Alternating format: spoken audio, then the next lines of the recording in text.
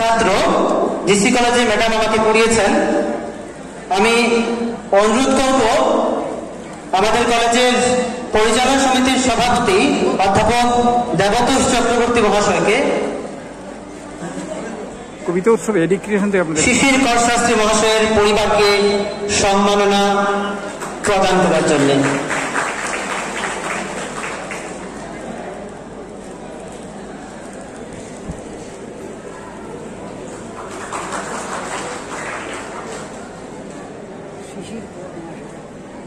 ম্যাডামকে ধন্যবাদ, তিনি ব্যস্ততার মধ্যে আমাদেরকে সময় দিয়েছেন।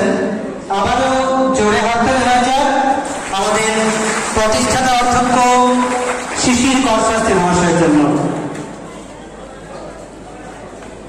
ম্যাডাম যদি কিছু বলতে চান।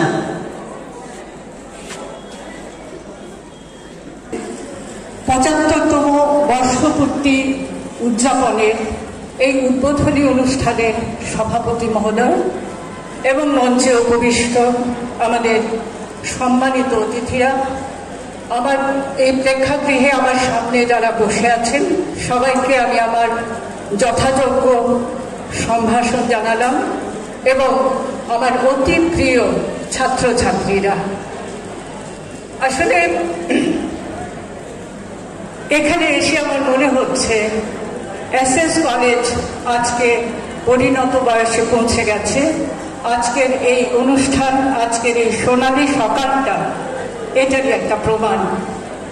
একটা সময় ছিল, একটা কঠিন সময় ছিল যখন কিছু মানুষ, এই অঞ্চলের কিছু লোক স্বপ্ন দেখার সাহস করেছিলেন।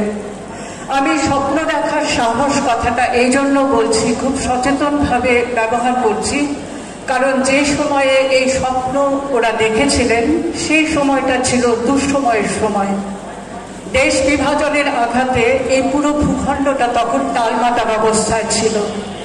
সেই সময় যারা স্বপ্ন দেখেছিলেন এবং সেই স্বপ্নকে বাস্তবায়িত করেছিলেন তার মধ্যে আমার নিজের বাবা শ্রী শিশির রঞ্জন কর শাস্ত্রী, তিনিও ছিলেন এবং ঘটনাচক্রে পরবর্তী সময়ে তিনি এসএস কলেজের একজন ফাউন্ডার প্রিন্সিপাল, প্রতিষ্ঠাতা অধ্যক্ষ হিসেবেও নিজের দায়িত্ব পালন করে গেছেন। আমি এর কিছুদিন আগেও একবার এসএস কলেজে এসেছিলাম, তখনও আমি এখানে যে আন্তরিকতা দেখেছিলাম, অনেকগুলো বছর পেরিয়ে গেছে, এসএস কলেজের আন্তরিকতায় কোনো খামতি নেই। এটা বোধহয় এই শহরের, হাইলাকান্দি শহরেরই একটি বৈশিষ্ট্য। আপনারা সকলকে খুব সুন্দর করে আপন করে নেন। এই বিষয়ে আমি একটি কথাই বলবো, আমার প্রথম চাকরি জীবন শুরু হয়েছিল লালা রুরাল কলেজে। সেই সময়ে আমি হাইলাকান্দি থেকে যাতায়াত করতাম লালাতে। একজন ভদ্রলোক আমার সঙ্গে কথা বললেন, তো বললেন যে আপনি কোথায় থাকেন, এই সমস্ত কথাবার্তা বলতে বলতে আমি বললাম যে উনি তখন বলছিলেন যে উনি এসএস কলেজের প্রাক্তন ছাত্র। তখন আমি বলেছিলাম যে এসএস কলেজের প্রতিষ্ঠাতা অধ্যক্ষের কন্যা আমি। এই কথাটি শোনার সঙ্গে সঙ্গে তিনি তখন বললেন যে আপনি তো তাহলে আমাদের বোন। আমার তখন এত ভালো লেগেছিল কথাটা শুনে যে আমাদের বাবা মা যারা সবসময় চেয়েছেন যে সমাজের জন্য, সামগ্রিক কল্যাণের জন্য কিছু একটা করি, সেই জন্য কন্যা হিসেবে আমি কোনোদিনই প্রাচুর্যের মুখ দেখিনি।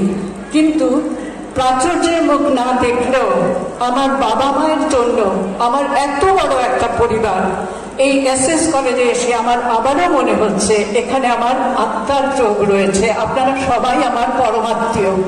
আপনারা ভালো থাকুন, এসএস কলেজের আরো উন্নতি হোক, এসএস কলেজ দীর্ঘজীবী হোক। আপনারা সবাই ভালো থাকুন। নমস্কার, ধন্যবাদ।